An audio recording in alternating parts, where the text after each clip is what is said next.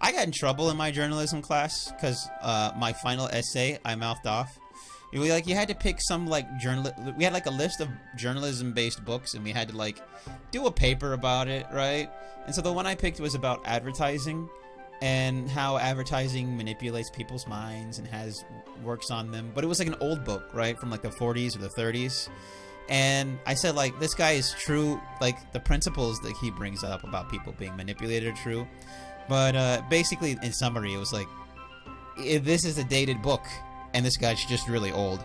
And then the teacher got mad at me because that was his senior thesis advisor when he was a grad student, or his advisor when he was in grad school. And so he was just like, he's a very smart man. And he gave me like a C- or like a D+ or something like that. And it was like, whatever, I still passed the class anyway. I bet you if I talked to his teacher, he would be like, yeah, I'm old. That book is old. But he got upset. It's like, I didn't care. I was just over it. It's like, look, I'm not here to make you happy. It's like, that was my opinion on the book. I met the rubric, and it's just like, but like, I stopped fighting people for grades. It's like, I would meet rubrics and they wouldn't like what I said, and I would be like, I met the rubric, and they'd be like, I was like, why did I get a bad grade? And it's like, well, just because I hate you. That wasn't very ethical. That's not the only time that's happened. Stuff like that happened. I had a religious studies class that happened into, where I met the ethical. Oh, I guess just like ethical journalism. Bet this teacher is senile now. I mean, the dude, this is an old book. The book was old. It was valid criticism. Played the race cards.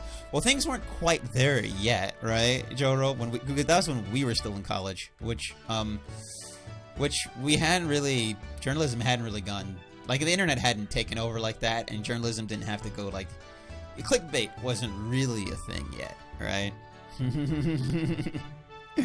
Clickbait wasn't a thing. I didn't remember the name of that teacher, and I don't even remember anything about that class, honestly.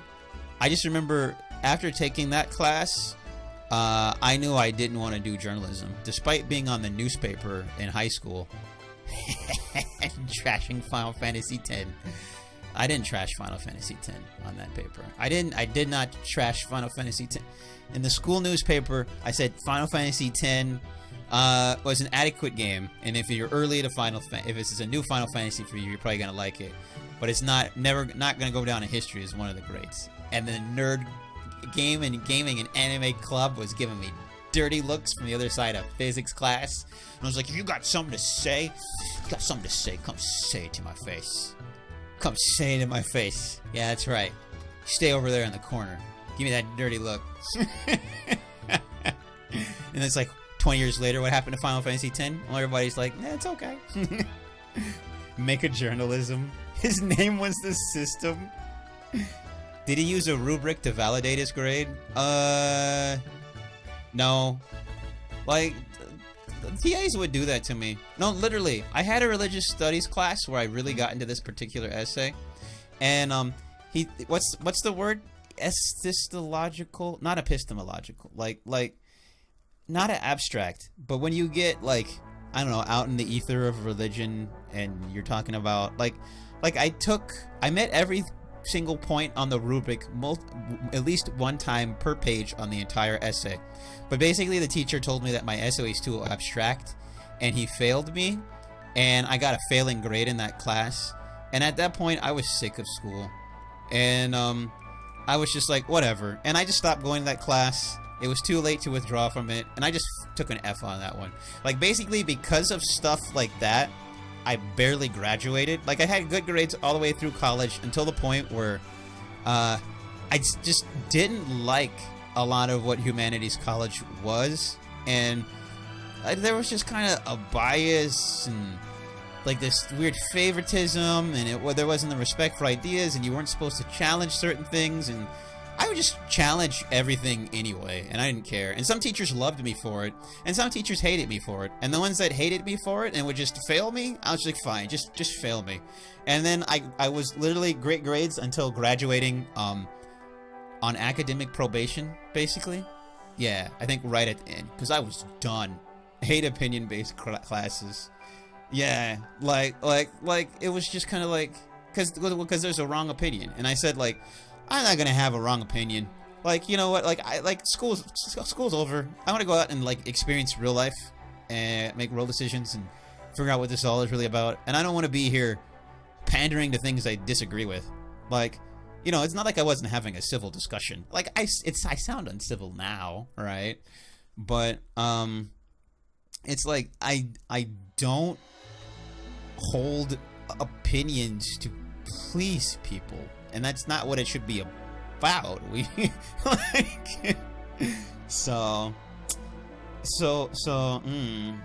because they're never challenged. I mean, I guess so, but like I like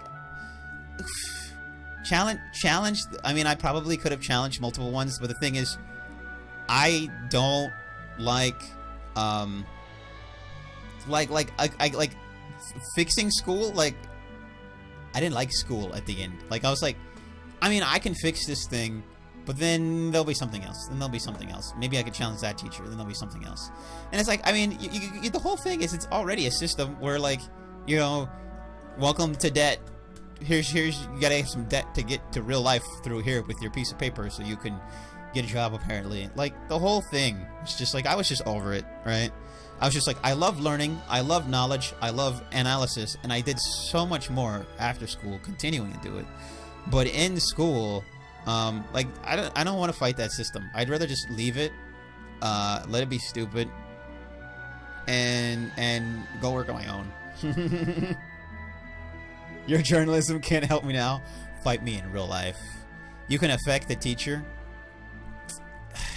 Yeah, I guess so. But see, that's because you did extended education, Joro. School, like, mattered a lot. You spent a lot more time there. It mattered a lot more to you. You know, you spent time teaching. Like, I was just done with it. I was like, it's literally, screw this place. Like, screw this place.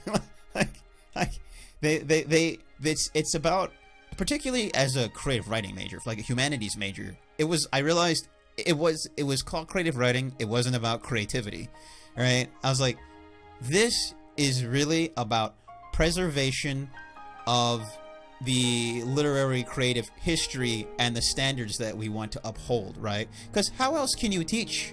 You can only teach based off things that have already happened. However, creativity is generally things that haven't happened yet, right? Using things that have happened to make things that haven't happened yet.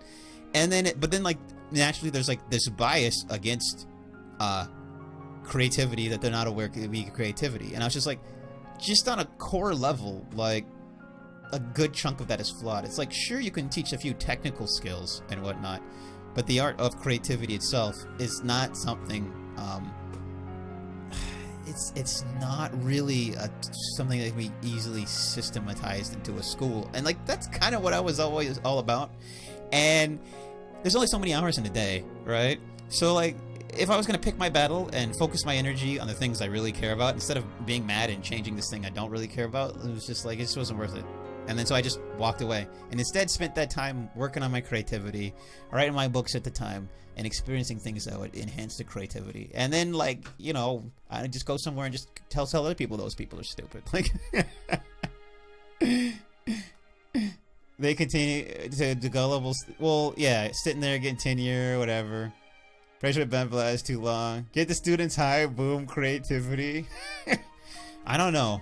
Like, when I was in a band for a while, my bandmates would get high, and they thought they were more creative, but they were definitely worse. But I mean, maybe that depends on the people. Maybe that depends on the people. It's like, God, their timing is so bad right now.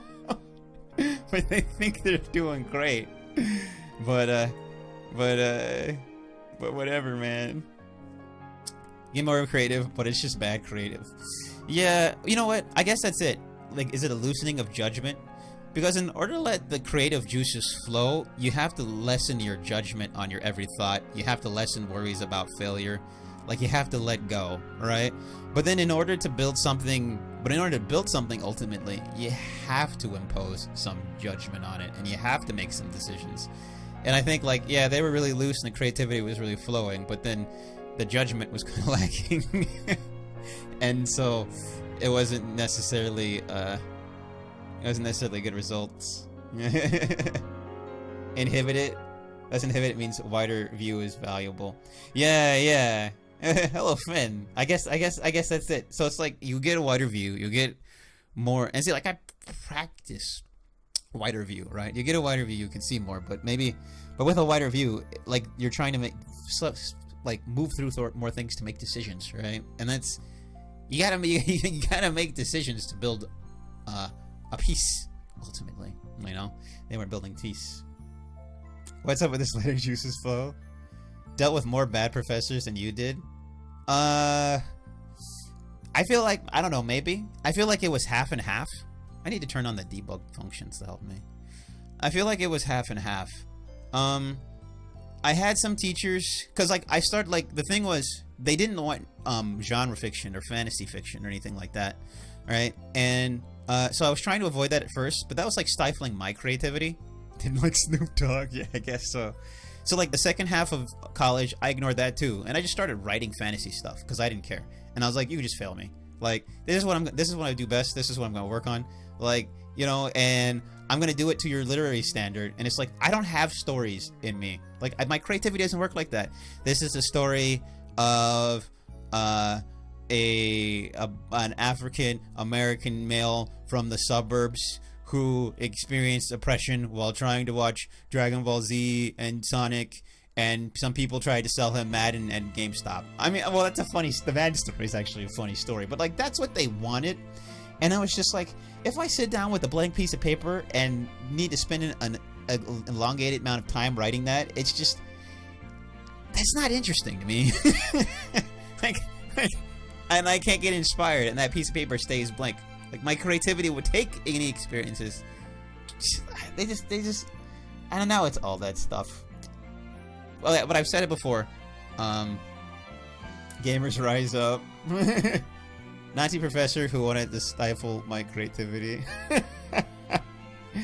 It was what they wanted. What they wanted was like, you know, this is a guy from Nebraska, with a tractor. His brother died in a tractor accident, and he plays saxophone to deal with it, and then he gets married to some lady and he gets divorced, and then he plays saxophone until he dies the same way his brother does. I don't know. I mean, I guess that somehow feels resonant, and I like stories like that.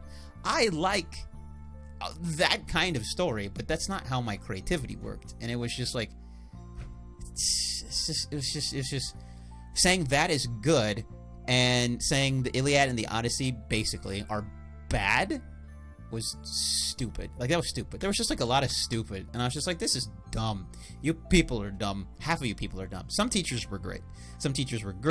And they were just like, you know what, Josh just isn't going to follow the rules, but he's going to do his darn best to do the darn best he possibly can.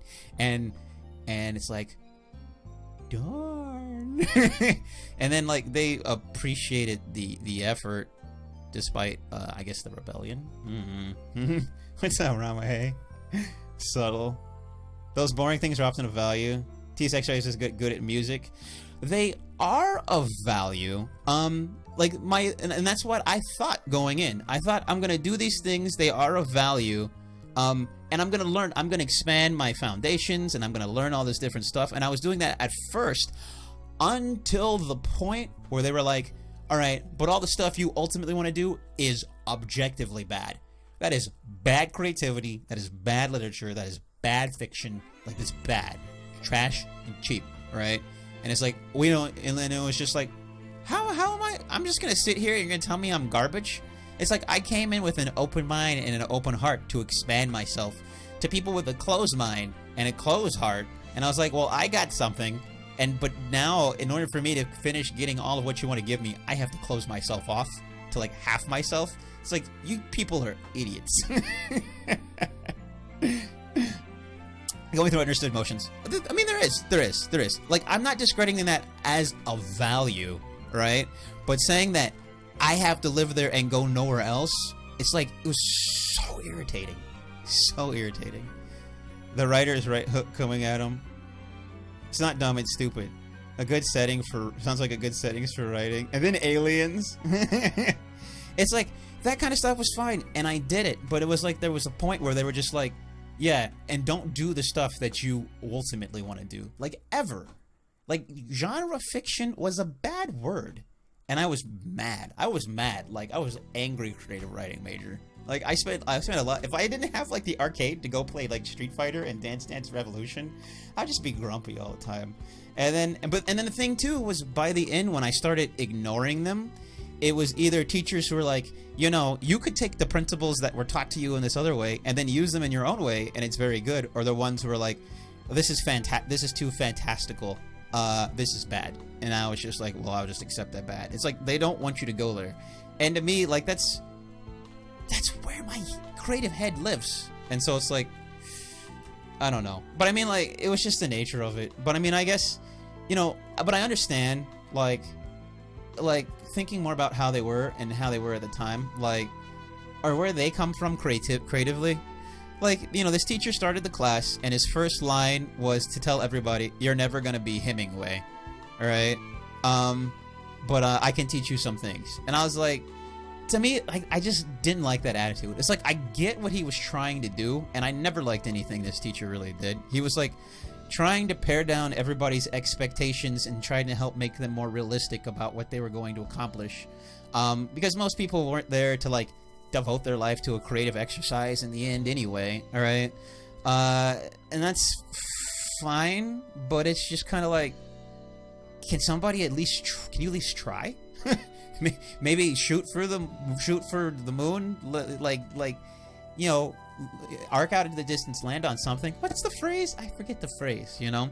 And it was so much just about, we put these other people on a pedestal who are great, right? Who are great. Why do you want to be Hemingway? I don't know, I like Hemingway. But, like, Hemingway is what he brought up. He really liked Hemingway, and he just kind of told everybody they could never be Hemingway. But what's funny is, like, when you go back and you look at the histories of a lot of these creative types, like, Hemingway, nobody, you're giving him a lot of credit. You're giving him a lot of credit. No, that guy, basically, the sort of teachers who said that sort of stuff were the ones who never made anything anybody wanted to read. Like, they were maybe published in a few literary journals.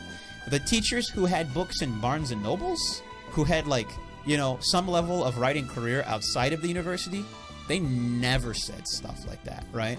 So he's imparting his story. Like, he probably thought he was going to be Hemingway, and then he found out he just wasn't Hemingway.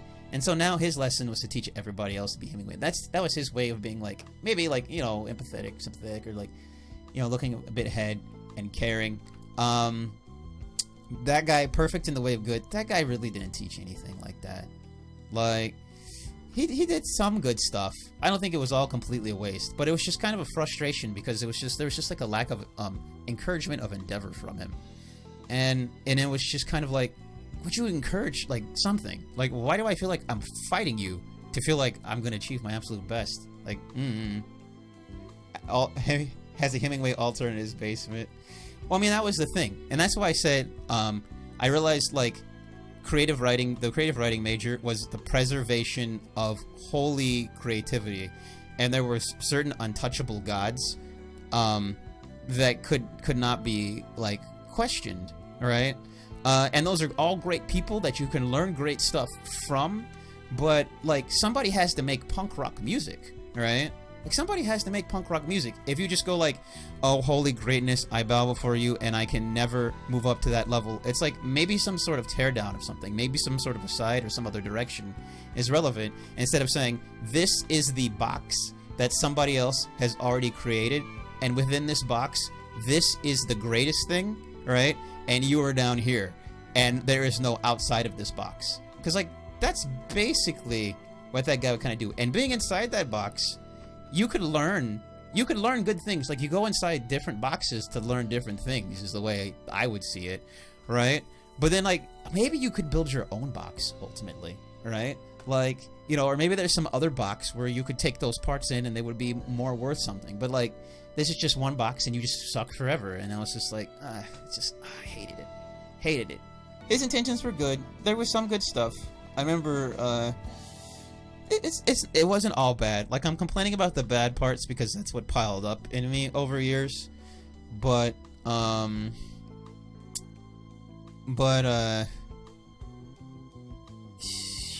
it was just kind of like, and it's not so much this one individual, but it was just like, it was just the nature of having a creative humanities major. It's just, it couldn't really be about